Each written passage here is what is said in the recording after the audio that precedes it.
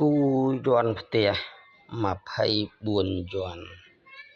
គូបានហើយស្អែកយកគេហើយកាលពីភ្ជាប់ពាក្យតើខ្ញុំភ្ជាប់ពាក្យបានថ្ងៃណាដាក់ថ្ងៃភ្ជាប់ពាក្យហើយការ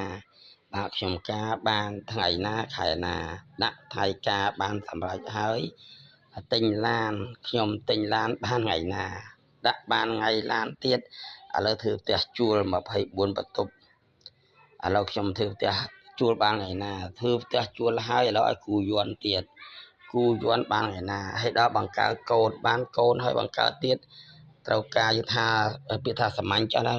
មិនកើតធម្មជាតិទេយើងទៅពេទ្យខ្ញុំបង្កើតបានថ្ងៃណាកូនខ្ញុំនឹងគេទៅប្រើអាចារ្យភ័ណ្ឌប្រើទៅអស់សាច់ហ្មងអាចារ្យភ័ណ្ឌខ្ញុំគេទៅធ្វើខ្ញុំគេធ្វើម៉េចបានសម្រេចបានផលកុសលផលបុណ្យសុខចម្រើនខិនស្បាត់លោកណាបាទរកទទួលទានចិត្តមានបានតិចជួយវែង